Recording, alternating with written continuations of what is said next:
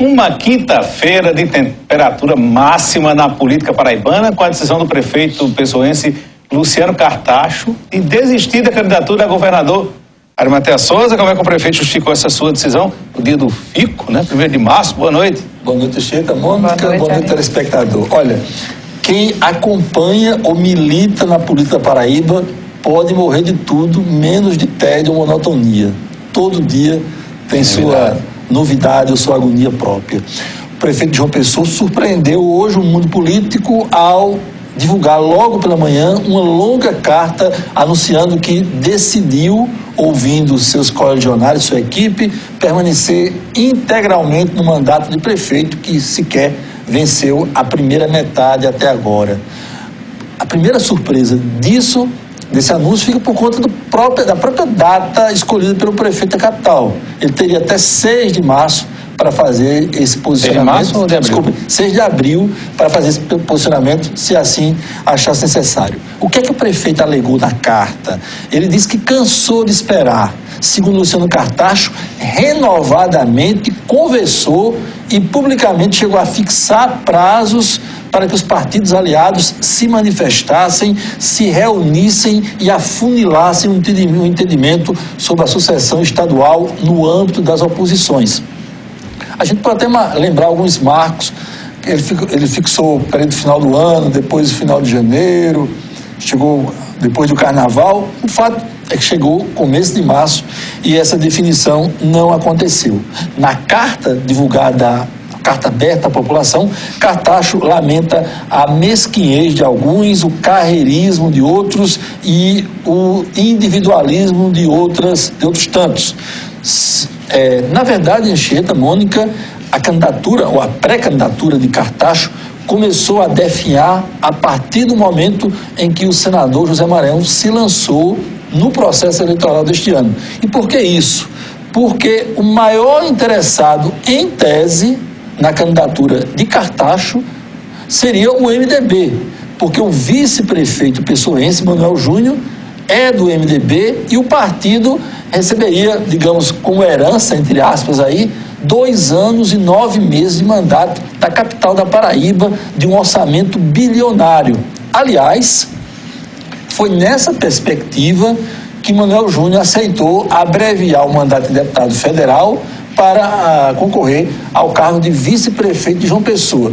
Ele deixou muito claro na época da campanha que não tinha nenhum estímulo em vir para a prefeitura da capital ser vice-prefeito se não houvesse essa expectativa de suceder Luciano Cartacho ao longo do mandato. Manuel Júnior até agora não se pronunciou. E ainda segundo o prefeito da capital, ele precisava de um tempo hábil para organizar a sua vida, organizar a prefeitura da capital para se lançar nessa empreitada eleitoral, e isso não foi atendido pelos partidos de oposição. Ari, agora como é que fica a sucessão estadual a partir desse momento? O prefeito pessoense pode romper com a oposição? Qual é o cenário que vai se desenhando agora? Mônica, essa é a grande interrogação ou a pergunta do dia.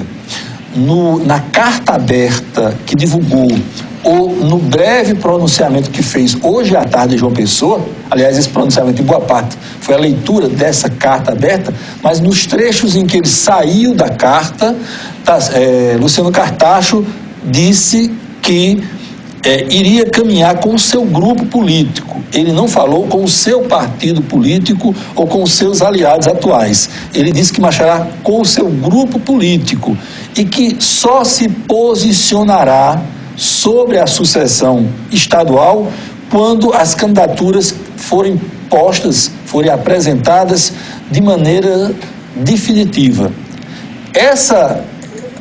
Esse gesto de Cartacho abre, além dessa sua pergunta, várias outras interrogações. Por exemplo, Cartacho vai continuar no PSD? Porque a gente pode lembrar, comentamos até esta semana aqui no Itararé Notícias, que desde o ano passado, um dos mais próximos auxiliares de Cartacho, o secretário Zenedi Bezerra, falamos sobre ele esta semana aqui no Itararé Notícias, ele assumiu o controle do PMN no Estado.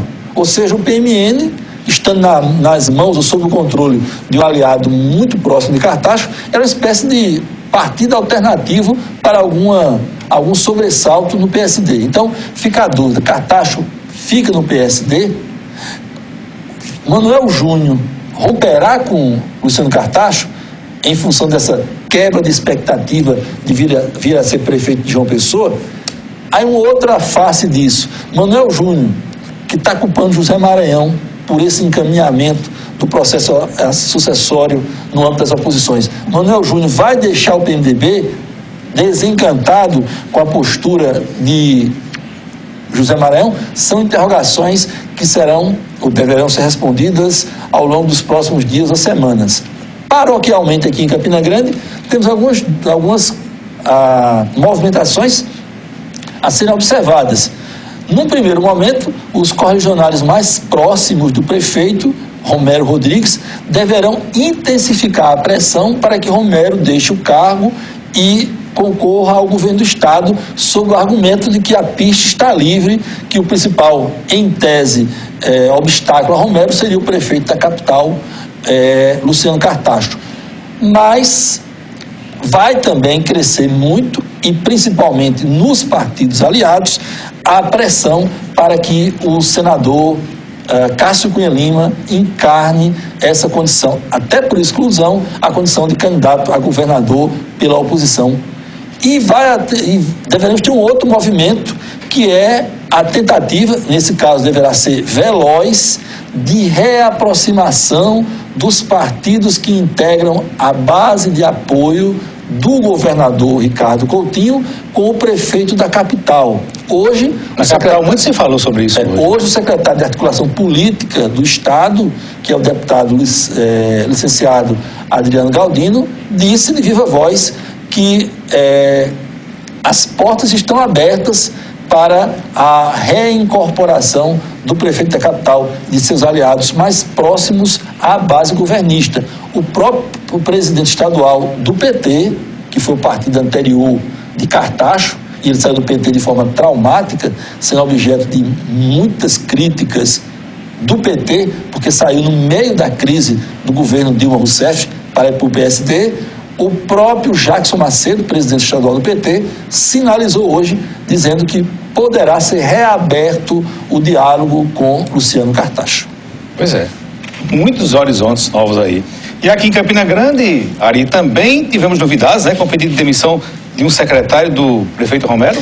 Exatamente, o deputado Manuel do Gero deixou a chefia de gabinete do prefeito Romero Rodrigues. Duas leituras sobre o mesmo fato. Primeiro, no começo de abril, muitos auxiliares do prefeito Romero Rodrigues, que vão disputar as eleições deste ano, terão que sair da prefeitura, se afastar para poder ficarem aptos ao pleito. É o caso de Eva Gouveia, secretária de Ação Social, é o caso de Tovar Corrêa Lima, secretária de Ciência e Tecnologia, entre outros.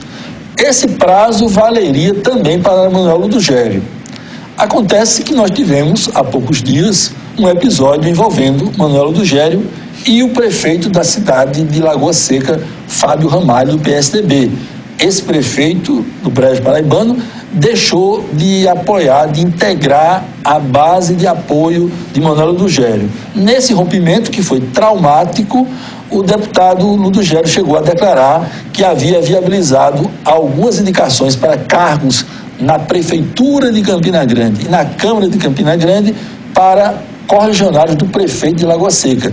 Isso causou um mal-estar muito grande junto ao prefeito Romero Rodrigues, junto à administração municipal, e esse episódio certamente contribuiu para ser abreviado o prazo de afastamento do deputado da administração campinense. Aliás, esse assunto poderá até ter desdobramentos em nível de Ministério Público Eleitoral e de Justiça Eleitoral.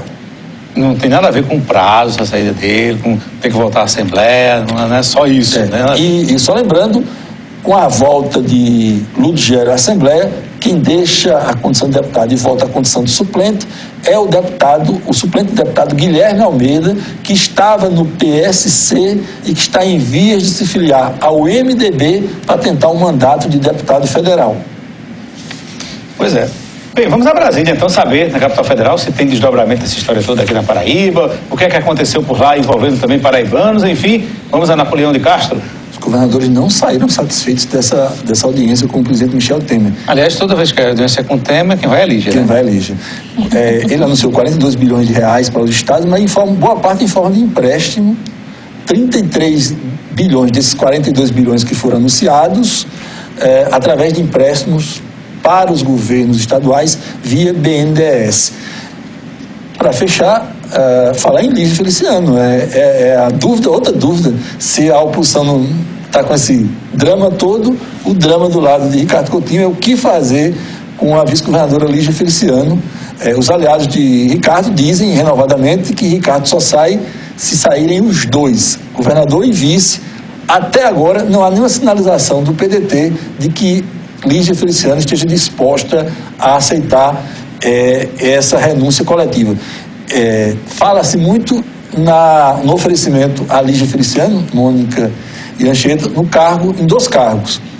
Ou ela disputar a reeleição como vice de João Azevedo, ou ela ser a primeira suplente de Ricardo Coutinho para o Senado. O problema é mais ou menos a mesma origem de Cartacho. Qual era o problema de Cartacho? Ele precisava de uma certeza de que vários partidos estariam com ele coligados. Só que ele teria que sair no começo de abril da prefeitura e esperar as convenções em julho, registrar a candidatura em julho. Aliás, as convenções em julho e registrar as candidaturas em agosto. Nesses 4 meses da política pode acontecer muita coisa. É o mesmo caso. Se Lígia renunciar para disputar a reeleição ou tentar ser suplente do Senado, qual é a garantia que ela tem que chega na convenção em julho mantendo esse compromisso de ser efetivamente a primeira suplente? Essa é outra dúvida. E a gente sabe que os políticos eles não confiam porque nenhum confia mais no outro, não há essa confiança, então realmente não tem como confiar. E a legislação é muito perversa para quem está no exercício de cargo executivo e quer ir às urnas. E acaba sendo muito cômodo para outros, como é o caso de José Maranhão, né, nesse processo todo. Ok, Ari, obrigado, boa noite. Boa noite.